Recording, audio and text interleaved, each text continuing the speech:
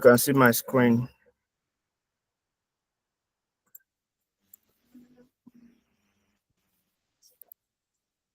Can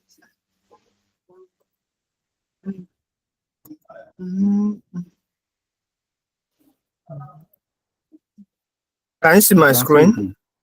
Yes, we can see it. All right, thank you. Okay, all right. Welcome again to our financial management class. As many that are joining us, probably you got the link from somewhere. This is Starry Good Academy. That's the name of the institute. And of course, what we do here is to prepare students for the forthcoming Ican exam. By way of introduction, my name is Adetokunbo Adeshino.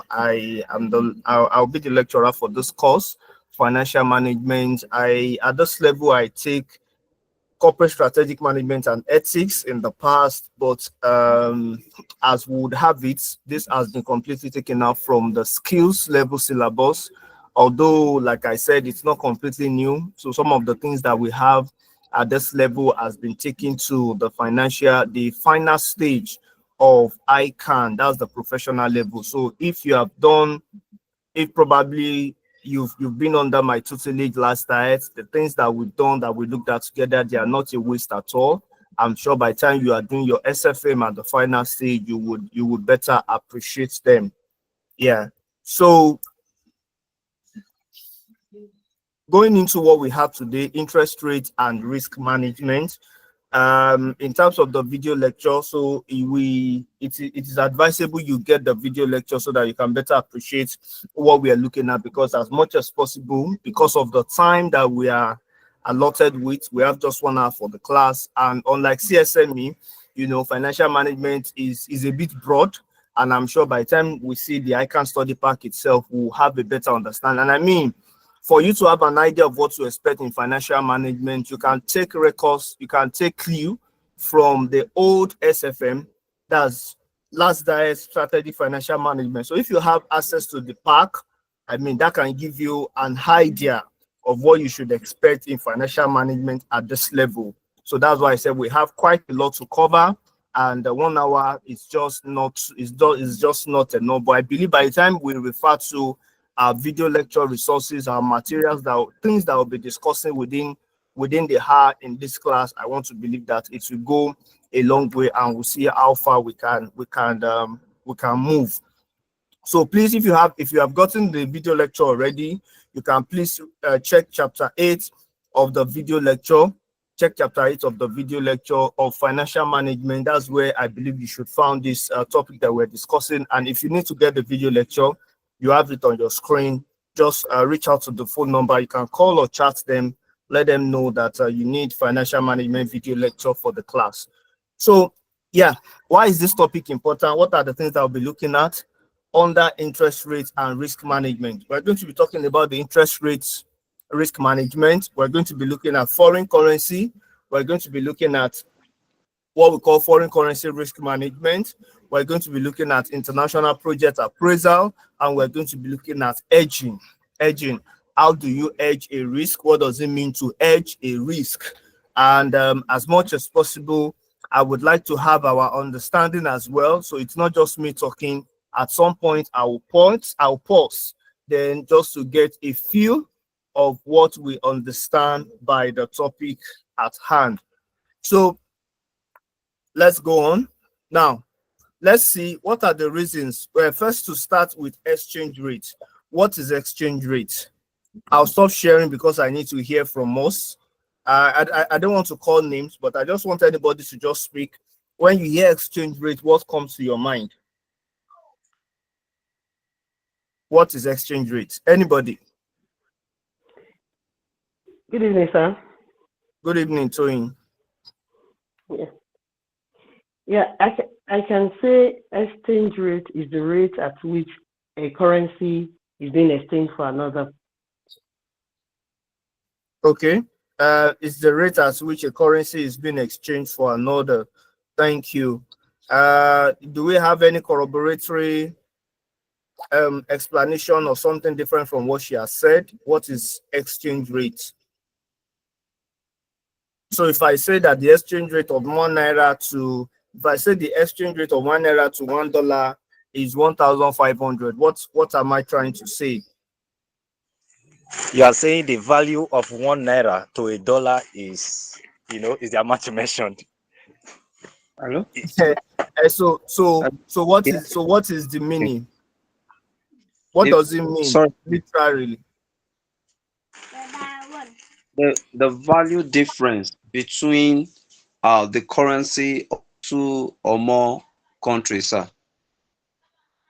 Okay, the value difference between two or more countries. So we can say in essence is that for me to get $1, I need 1,500 naira, right? So that's how you can break it down further to say that for me to get $1, I need 1,500 naira. So that is what it means.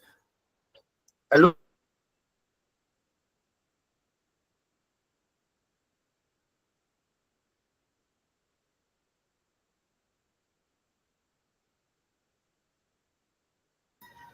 All right. So having said that, let's go back to what we have to discuss today. Now we have understand exchange rate. Now we know that by now that exchange rate is not static. Exchange rates do fluctuate at every point in time. I remember as at last 2 weeks, the rate at which we can get $1 is not the rate that we get it now. Even on United Nations platform, we see that this exchange rates, they are not the same at all anywhere, and we want to see why do they fluctuate. So these are some of the reasons why they fluctuate. And it's also important for you to say, I mean, some of us might be looking at it, we're looking at financial management, why are we starting at this level? So it's because I like to take it gradual, especially when we're dealing with, especially because I know that at this level this course is pretty new, so I'll take it as slow pace as I can till we move to the most difficult ones, right? So now going back to what I was saying, why does exchange rate, why do they fluctuate? One, they fluctuate because interest rates are not the same. Every now and then we see banks coming together to review the MPR to say the lending rate for this time is 32.5%. At some point it changes like that. It keeps increasing just to discourage borrowing, right? All these things would have impact on what the exchange rate will look like. How about the volume of trade? The trade between one country and the other. Using Nigeria as a case study, we know that here in Nigeria we are more of an importing country. Majority of the things we are largely import dependent, and as a result of that, it affects our currency. It affects the strength of our currency. Why does exchange rate fluctuate? Expectations is another thing why exchange rates do fluctuate. And what does it mean? Expectation in the sense that we are looking at it from the perspective of how much can we get from another country? What is the value of our currency when you compare it to another country? We are, like I said, we are heavily import dependent, and as a result of that, even we as a nation, we already anticipate that our currency, well, I mean, we are hopeful at some point that it could gain strength, but I mean, the speculation that it will keep degenerating is more higher than the belief that we have that it will increase. Of course, speculative activity, one of the reasons why people hold money, speculative reasons, such that we know that there may be scarcity of this currency, and as a result of that, it will be affected by exchange rate. So you would also observe that there are times when you want to buy USD and they tell you that it is not available, or probably it has been mopped up, probably maybe by some certain set of people. If you could recall, during election 2023, we had this challenge where there was no currency, both foreign currency and even local currency. Yeah, so people has held up this currency because we are of the view. Now we are approaching 2027. Now election is coming. people will start holding this currency with what, with the intention that, you know, it may become unavailable and they don't want to be at the mercy of accessing cash. So because of this reason, exchange rates will fluctuate. The supply and demand of foreign currency, of course, printing of this currency also, it will affect, and the supply and demand of local currency. So when there is a low supply or high demand of either of both currency, exchange rate will be affected. Now, having understand and appreciate what is exchange rate, now let me start by asking, like I said, my aim is to make sure that it is interactive. Anywhere we stop, you know. The aim of the first class is to ensure that you actually appreciate the course better. Now let's start by asking, what is hedging? When you hear hedging, what comes to your mind? What does it mean to hedge?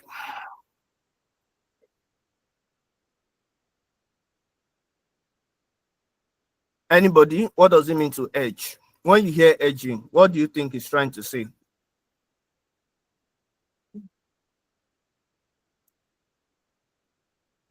I don't want to call Nemo. Okay, what does it mean to, maybe we should use another word. What does it mean to prevent?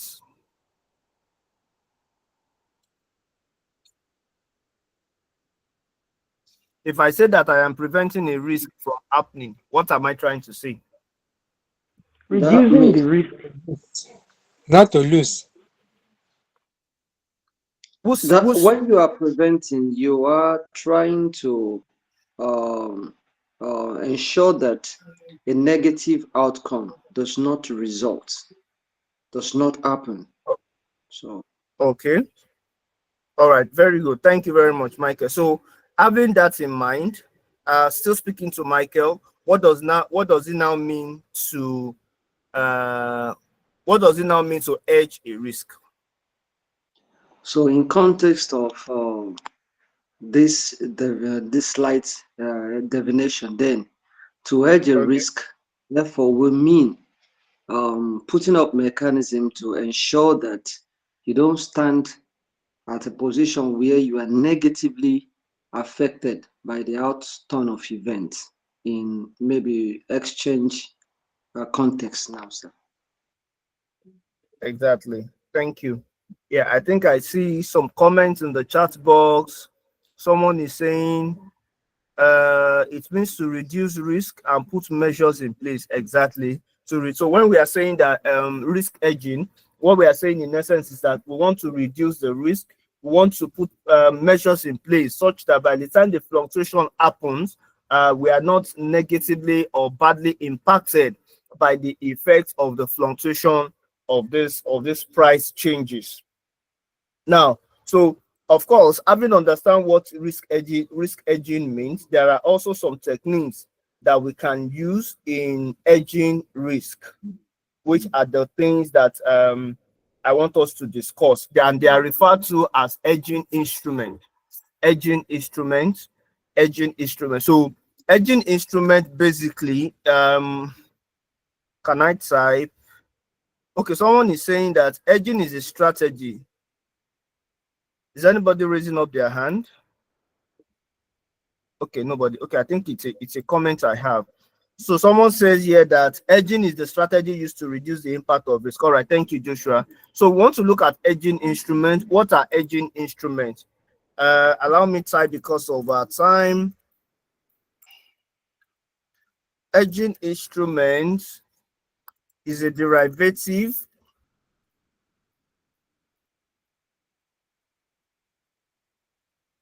okay.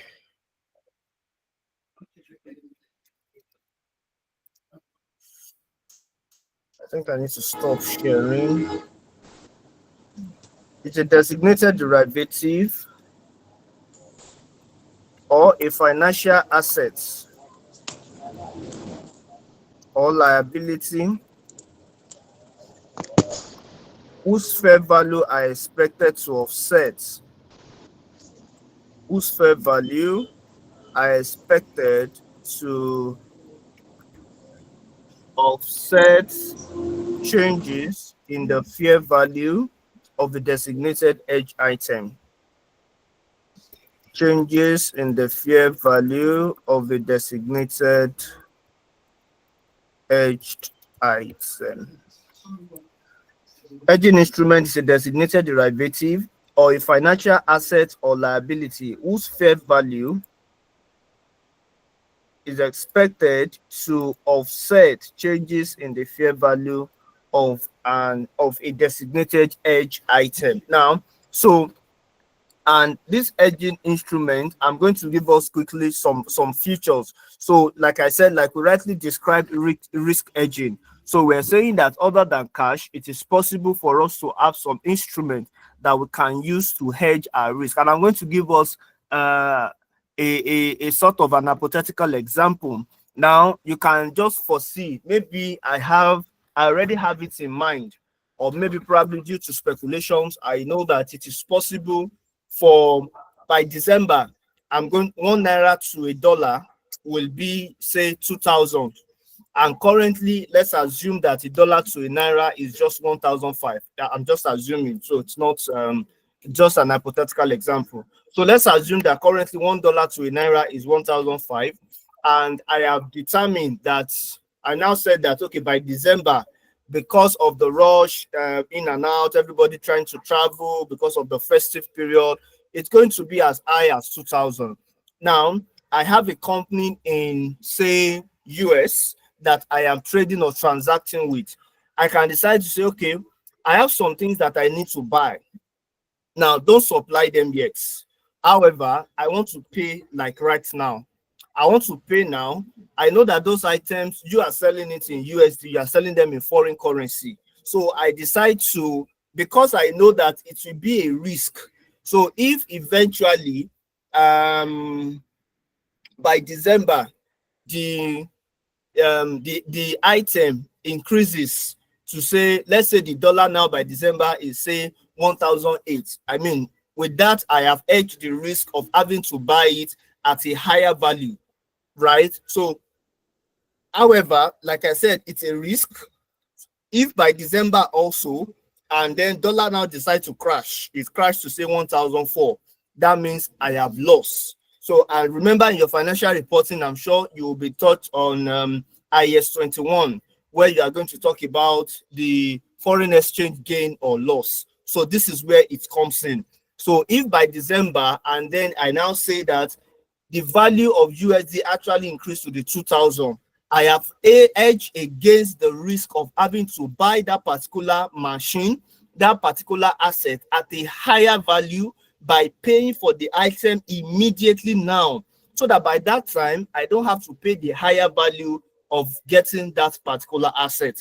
Like I said, however, if the price also reduces, let's say by then dollar is now 1,004, of course I must have lose some certain amount. But but as finance experts, we're expected to be able to project into the future, to be able to ascertain and say, you know what, I think with the way things are going, it is possible there are tendencies that the value of foreign currency will most likely increase and go up, and as a result of that, you can act like right immediately. So yeah, that is just the explanation and the summary when it comes to risk hedging. Now, all right, so let me go on to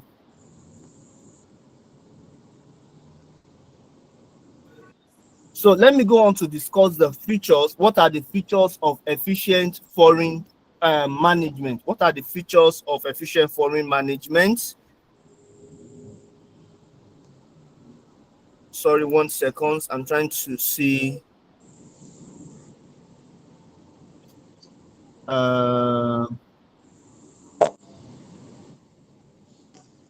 Okay, I think I should just go back to following my notes. That would help us to gain some perspective. So let me share my screen again. I had to stop sharing because I wanted to give that explanation. So please, if you have any question, because of our time as I teach, just do well to raise up your hand. Use the hand icon button, and then I'll do well to pause and take your question. All right, so I believe you can see my screen. Let's see, what are the various ways of hedging against foreign currency risk? Like I said, there are so many risks that we can have but we're looking at foreign currency to be precise. How can we hedge against foreign currency risk? First, one of the things that we can do is that there's what we call forward contracts. Forward contracts, and of course, it is usually a contract between a customer. It's just similar to what I explained now. The contract could be fixed. That is, maybe you want to buy something in the future, you decided to pay now for that particular item. They invoice you for the item in the future. They try to they put a forward date on the invoice just to show that you are only paying for it now. However, you are not taking delivery of the item now. By the time you are going to take a delivery, they will issue you a way bill or a delivery note. So yeah, by one of the ways you can hedge against foreign currency risk is through forward contract, and that's what I just explained. So I said it could be fixed, and if the future date is fixed, also that means, so if it is, so we have two types of forward contracts. Let me also pause and explain a bit. I said one of the ways you can hedge against foreign currency risk is through forward contracts. Now, for forward contract, we have two types of forward contracts. The first type of forward contract is what we call fixed forward contract. We have what we call fixed forward contract, and we also have what we call floating or option contract. I believe you are writing as you listen. We have what we call fixed forward contract, and we have what we call floating contract. Now, what is fixed forward contract? Fixed forward contract is a type of contract where the date of the transaction in the future is fixed. So I know that by December 25, that is the exact time I will come and pick the item. So it is not it's not like in Nigeria where we are trading in the same currency. So 1 naira today is 1 naira let me say in August. 100 naira today is still the same 100 naira, as you may want to put it. Yes, things might have, it may be that what 100 naira can buy today, it cannot buy it by next week, but the currency has not changed. If I say give me 1,000 naira, 100 naira, 10 pieces, 100 naira notes in 10 places still makes 1,000 naira. Nothing has changed. But that is not the case when you are trading globally. So because you are trading between two different countries, if the invoice is saying that, okay, we are coming to pick the machine by 25th of December, and we have agreed a particular exchange rate, that because you are picking the machine by 25th of December, I, the seller, I am in US, I am giving you at today's rate at 1,500 to $1. If you come and pick the machine by 26th of December, it is no longer a fixed forward contract. Why? Because the 26th of December, the rates as at 25th and 26th, they are not the same, right? Between 25th and 26th, there is already what we call an exchange difference. So because there's an exchange rate difference, it will now amount to a significant loss, especially if my speculation as the buyer come into play. If I am presuming that by December 25th, a dollar to a naira will be 2,000 naira, and you are bargained with me with that in your mind, that okay, I'm going to pay for this thing now, even though you did not tell me, the seller, that this is why you are paying now, but you are bargaining in your mind that you are paying and you are picking up your item by 25th of December. If you don't pick it up and you decide to pick it up the following day, it is no longer a fixed forward contract. It's now become a floating, and of course, so that's why usually when you want to use this kind of method to hedge a risk, it is usually preferable that there is an agreement between yourself and the seller, between the buyer and the seller, to say, okay, if I am going to pick this machine or this particular item in the next, say, December, let's just say I want to pick it anytime in December. Yeah, it is possible that the rate that you both would have agreed would have been different compared to when you have a particular date in mind where you are going to pick the machine. Now, I'm giving this explanation because by the time you see the question, at times, they will usually give you dates.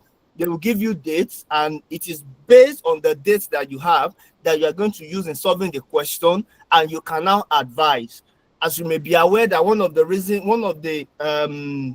idea behind bringing financial management into skill is to test your ability to interpret results. So beyond you just getting the final answer, we need you to be able to speak to the result that you are seeing, right? So you said that forward contract, the forward rate to current rate is say 240 naira. So what can we deduce, right? And that is one of the things. That's why I'm taking my time to explain all these theories, right? So of course, like I said, once the days are different, if it is just an agreement in the month of December, that is not a fixed forward contract. It is now what we call a floating or option contract.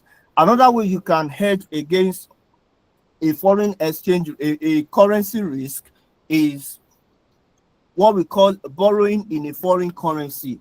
Borrowing in a foreign currency, and so borrowing in a foreign currency, it means that an exporter who invoices foreign customer in a foreign currency can hedge against that exchange risk by borrowing an amount.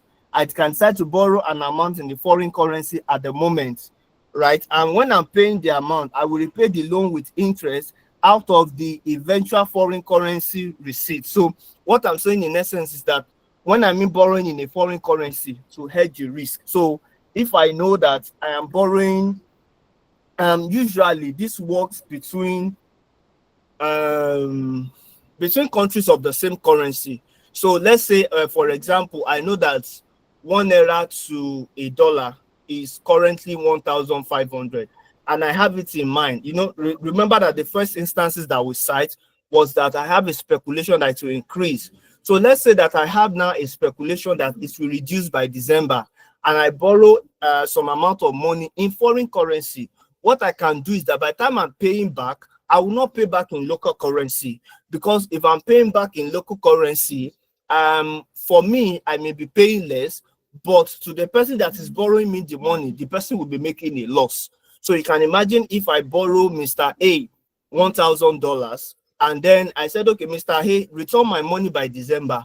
And by December, let's say dollar to naira has now reduced, and the person now decides to return the money in local currency. That means I'll be making a loss, because by the time I convert that money to $1,000, I will not be getting the exact 1,000. Maybe I'll be getting something $800 or $900, right? So what we now do to hedge against that risk is I will now tell Mr. A, irrespective of what the exchange rate is, by the time you are returning my money, return it in the same currency that I borrowed you the money, right? That's what we mean by borrowing, lending, and repaying in a foreign currency. However, what we now do is now that, however, if by the time you are now repaying the money, let's assume that it's now less, right? And you want to pay back in naira, I can now tell you that if you are going to pay back in another currency other than the foreign currency that I borrow you the money, then you must be ready to pay it alongside the accruing interest. Now, that's where the calculation now comes in. Say you borrow Mr. A $1,000 when the rate was 800 naira to $1. Mr. A wants to return the money in December, and the rate is now 750 naira to $1. Now, as I'm speaking, I want you to be processing it in your head. No, so that means that by the time you are returning the money to Mr. A in December, what you are returning in essence is 750,000, right? As against the 800,000 that he borrowed you. What that one now means is that there will be an agreement by the time we are making the contract, when I'm lending Mr. A the money, that see, if the value of the currency reduced by December, the difference between what I borrow you and the actual value of the currency by that time will serve as what we call interest. And that is where interest parity comes in, right? That the difference between what I borrow you and what is actually obtainable in the market at that period in time is what you are going to pay back, right? So you are paying back the money, and also you are paying back the interest. Alternatively, just pay back in the currency at which you borrow. So that's another way of hedging against foreign currency risk. Another way you can hedge against foreign currency risk is what we call netting. Netting is the third one. Netting has to do with usually it is intercompany Netting is intercompany. So I have ABC Limited in Nigeria, ABC Limited in US or in Canada. And as a result of that, they are trying to get, I'm trying to get an item from, maybe let's say the head office is in Canada and then a branch office is in Nigeria. Of course, our currency are not the same, and that's the reason why we prepare what we call a consolidated report. So, of course, at some point in time, my profits will be reported there. Their profit also may have a reflection to say that, okay, this is the amount of profit that I transferred to the group head, right? That I transferred to the group company, which will be consolidated in their account over there, right? So netting means that, so it is just a technique which involves the head office and a foreign subsidiary, right, to reduce the intergovernmental debt. So now netting could also come as a phase of, let's say they borrow money. So let's say the head office has a need, and then they now say, okay, our subsidiary in Nigeria, what can you do for us? We need a certain amount of money. Can you borrow us in our own currency, $1,000, right? So netting tells us that by the time I want to report my profit, I will calculate the foreign exchange difference. How much is it that I borrowed my group head? How much is how much is it? And then how much was it then? How much is it now? By the time I'm reporting in my books, that's where we have intercompany loan, right? So what is the interest on it that I'm supposed to get, right? So if I'm supposed to borrow another company that is not related to my company, what is the interest I would have gotten on it? By now, if the money was with me, how much would I have gotten, right? So intercompany loan, and then we have what we call interest. That interest is netted off from the profit that is going to be declared to the group company. Is someone raising up his hand?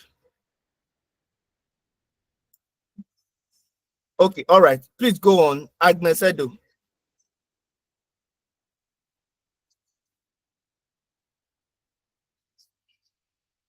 Hi, Agnes. Please, you can go ahead.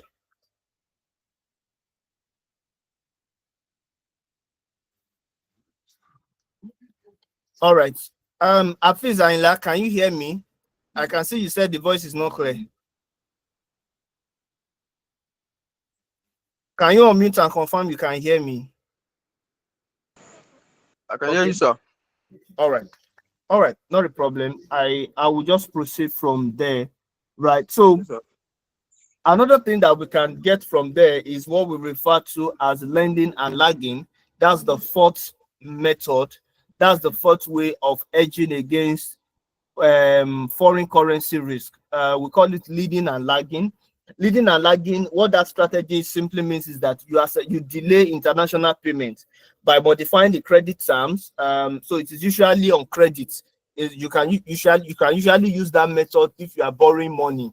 So let's say you have borrowed some amount of money from a company in another country, and then you are meant to be paying back every month, right? So currently, let's assume that maybe the interest rate is high, and you have an idea, maybe probably you've had it, that in the next 3 months, the interest is going to come down drastically, right? So instead of you paying now, you can just tell them, can we adjust the credit terms? Can we adjust the loan agreement such that the repayment is not going to start now? The repayment is going to start in September, right? So what will now happen is that they will now tell you that, okay, because if the money had been with us, we would have traded with it. Then you will now agree to pay interest. You pay interest between now and September instead of paying back the principal.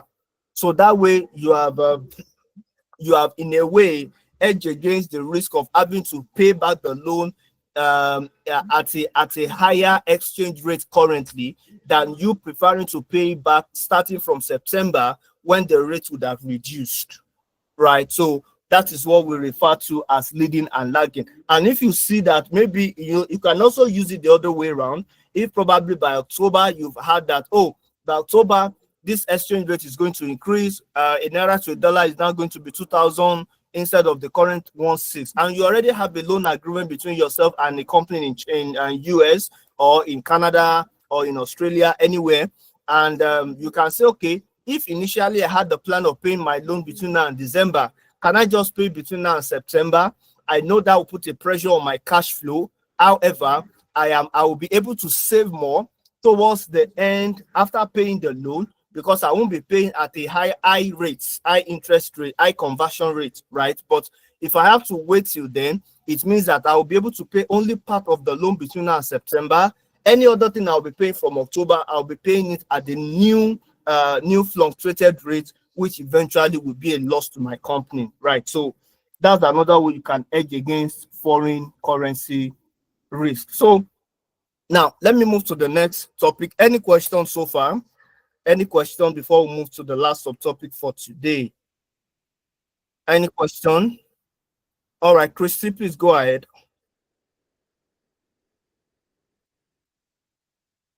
Please, can you unmute if you are speaking? Your camera is on, but your mic is muted. I said that I don't know the topic you are discussing. I just joined. Okay, you just joined. Yeah, we're Yes. discussing interest rate and risk management. Okay, sir. I have a question, yeah. I want to be sure that I'm in the right class. Is this corporate social management? Is that the same class or is it a different class? Okay, all right. Welcome, Agnes. So for skills level, there's nothing called corporate strategic management and ethics. We used to have the course. However, it has, because we're using the new syllabus, which is taking effect come November. So we're no longer using, there's nothing called CSME again. That's corporate strategic management and ethics, but rather it has been replaced with financial management. And that's the class we are in. Okay, because the book I downloaded in Ican thing, is it a different book or what? Is it a different syllabus? So when did you download this? When did you download the syllabus? Like April, May. April, May. Yeah, you must have downloaded the correct syllabus, I presume. However, if you check the syllabus, there's nothing like CSME in that syllabus. So and by the way, what level are you writing? Is it skills? Is it professional? Skills. It's skills. Yes, What do you say? I'm an ATS student, so I'm only writing just four papers. So okay, all right. So if you're coming from ATS, then that means you're in the right class. CSME, we used to have CSME before, however, it has been scrapped. Thank you. Welcome. Christy, is this an old hand?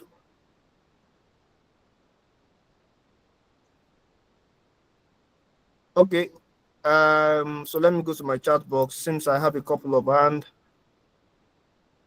Just hold on. Okay. Moradeyo. Emmanuel. Yes, sir. Yes, sir. Good evening, sir. Good evening. How are you doing, sir? Well done. Yes, sir. Yes, sir. I just want to ask if you can give us your own syllabus so that we can be getting ready for every class. If I can do what? Give your timetable, like the topic we are going to be treating every week. Okay, so the what's it called now? The class schedule, is that what you mean? The course outline. Yes, sir. Okay, yeah. So we call it class schedule. No problem. I'll drop it on the financial management platform later in the week. So with that, we are able to read ahead of the class. And what I also do for that is that ahead of every class, I tell you the topic that we're going to be looking at, so that you can read ahead. You can, if you have access to the video lecture, you can get that in the video lecture and read ahead of the class. So what we're doing mainly in the class is just to discuss your knowledge and to provide clarification on any gray areas that you may have observed while you are doing your study. Yeah, so at the end of this class today, I'm going to give you what we're going to be looking at by next week. So that way you can prepare ahead of the class and be conversant with what you are expected to know. Yeah, but of course, nevertheless, I'll still give the full breakdown on the group. but I do this so that even if you forget, or probably you, because of the long chart, you can't see the weekly topics. By the time I tell you what we are taking the following week, it can aid your preparation ahead of the class. All right. Any other question? Yes, sir. Good evening, sir. Okay. Hi, Funke. Good evening. Yes, I'm fine, sir. Thank you very much for this class. I joined late, but I enjoyed the later part of the class. Thank you so much. I'm really grateful. But please, sir, is it possible for me to get a recap of the class? I joined very late. You want to get what? The recap. You want to get the recap of the class? Okay. So Yes, yeah. So yes, sir. when I'm done teaching, I'm going to share. I'm still sharing my screen, but I will display the number of admin, the study good admin on the screen, so you can call them or chat them. They will tell you how you can access the recording. The class is being recorded and being transcribed, so they will tell you what you need to do to have access to the recording and transcribing. Thank you very much, sir. All right, welcome. All right, so let me just take the last part in the next 10 minutes that I have left, and that would be the theory of foreign exchange determination. Theory of foreign exchange determination. So for the theory of foreign exchange determination, we have two ways. It is divided into two. There's a bit of calculation under that, but unfortunately, we have exhausted our time. Okay, what I would do is, okay, I'll put the question on our chat box. That's on Starigo Telegram Financial Management chat box.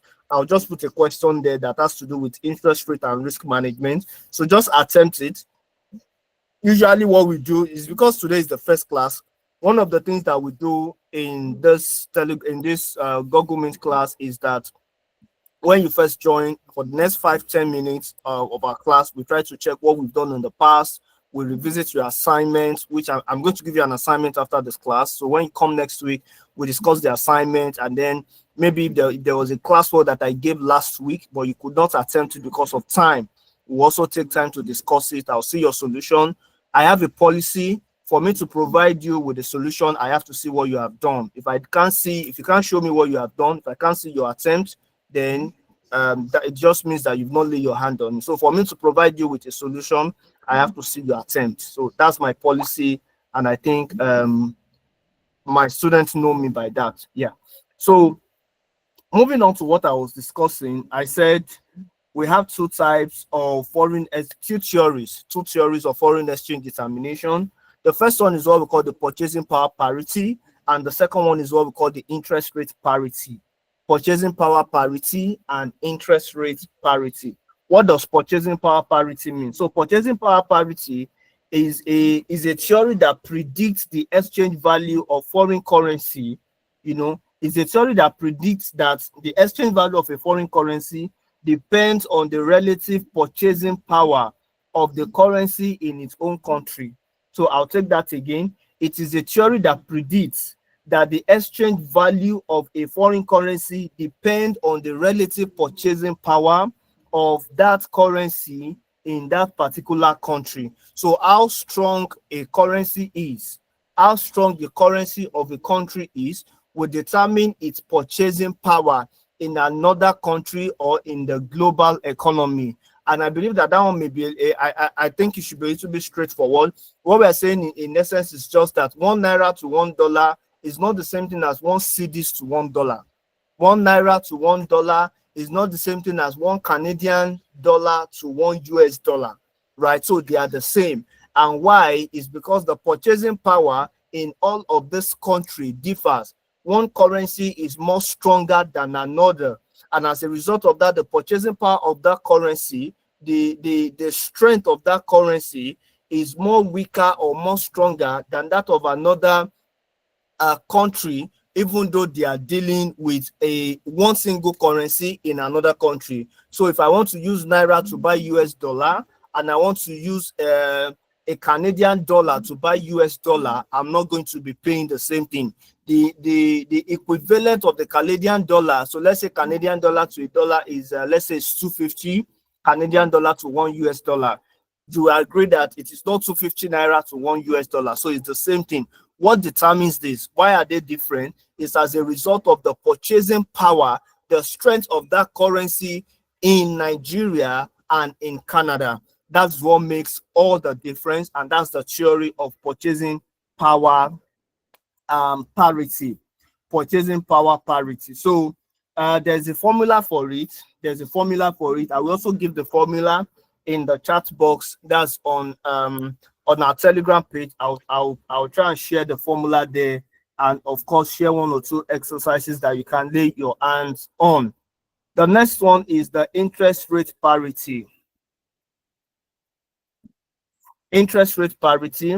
So this theory suggests that the differential between the forward exchange rate and the spot exchange rate is equal to the differential between the foreign and domestic interest rates.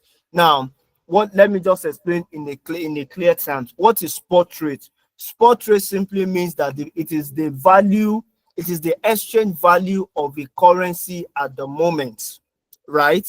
So if you hear spot rate, what you should know is that spot rate is talking about what is the value of a currency as at now.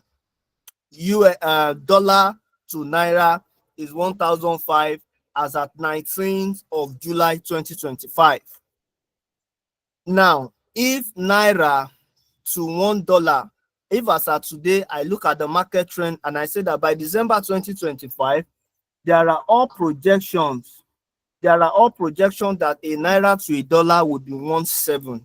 Now, that is what we call future or forward rates. So my future or forward rate is 1,700. My future or forward rate is 1,700. However, my spot rate is 1,500. So we're now saying that interest rate parity is the difference between my forward rates, that's 1,007, and what's it called now? And my spot rate. We're saying that the difference between the forward exchange rate and the spot exchange rate is equal to the difference between the foreign and domestic interest rates. That is, what we're saying in essence is that if you want to calculate the interest rate parity, and I mean, what I just said is just a definition of the formula, really. So what that means is that if you want to calculate interest rate parity, is just to take what my forward rate would be and divide it by what my spot rate would be. Whatever it is that you get is what we call the interest rate, and that interest rate is the interest rate between the foreign currency, which is the currency other than the currency in which I am in, and the currency of the country that I am currently trading with. Of course, in a layman sense, US dollar and Nigerian naira, right? So that's what we're saying. So we're saying that the difference in the interest rate is a function of what the forward rate and the spot rate is. So if I want to get, and if I tell you to get me the interest rate, the interest rate parity, if I tell you to get me the interest rate parity between a US and a Nigerian naira, what you need to do is that what is the value of 1 naira to 1 US dollar at the moment. So if I need 1,500 naira to get $1, now that one, put it at one side. Let's now say by December, how much will I need? How much naira will I need to get $1? Whatever it is that you get, divide it by each other. If we need 1,700 naira, currently I need 1,005. The division of the two, 1,007 divided by 1,005, whatever it is that you get is what we refer to as interest rate parity. So I'm going to give you a question, and you are going to attempt it and share your answer with me. I will also create a link, so maybe you can use the link to submit your answer, and then I would attend to that. So yeah, I think I'm going to stop here for today. This is our assignment for week 1 on your screen. The question says that in recent years, one of the major problems faced by treasurers of multinational companies has been the fluctuating value of the naira against other currency and the difficulty of predicting future movement in the rate of exchange. A treasurer has especially two important functions to perform in a situation of rapid currency movement. Firstly, it needs to be clear as to the nature of the company exposure in terms of exchange transaction, and secondly, it needs to maximize the risk from such exposure. The requirement is that you need to describe two types of foreign exchange exposure that can arise in respect of transactions involving a foreign currency. And I believe that by chance, if you have been following my lecture, you would have a glimpse of what the answer should be. But nevertheless, lay your hands on it. This is how you will submit. The deadline submission date is 23rd of July. That's on Wednesday. So latest by Wednesday, I expect you to submit the assignment using the submission link. If you are still having issues with the submission link, please reach out to StarryGold admin. Yeah, so this is the number. Yeah, so you have the number below. So please reach out to them if you have issues with the link in submitting your assignment. And I think someone also asked me that if they want to have access to the recording or the transcribing, this is also the number to call or chat. Just give them a call or you chat them up that you attended financial management class on Saturday and you joined late. You need to access the recording. They will tell you everything that you need to do in order to have access to the recording. So on a final note, any question before we call it an evening? Any question from anyone? Thank you, sir. Michael is my name. I All also right. came in late, but I just want to know formally the topic we treated today so that for further reading. Thank you, sir. Interest rate and risk management. Interest rate and risk management. Thank you, sir. All right, welcome. All right, in the absence of any other question, what chapters are? It's in chapter 8 of the video lecture.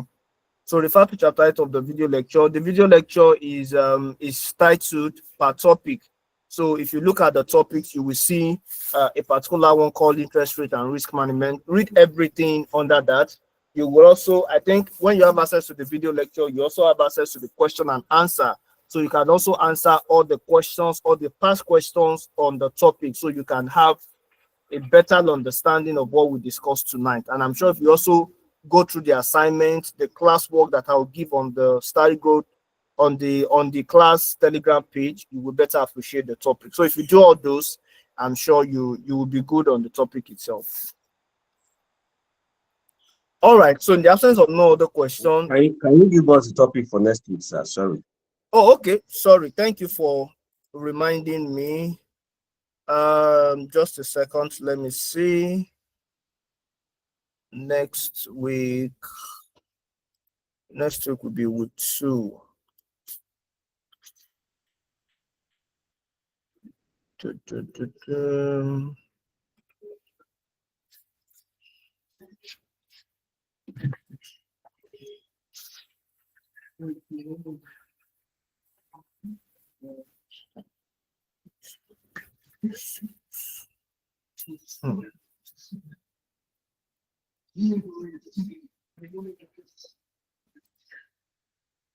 Okay, so by next week, we're going to be looking at what we call option pricing theory.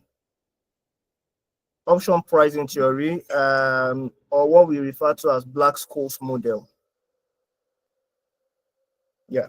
So we're going to be looking at option pricing theory next week.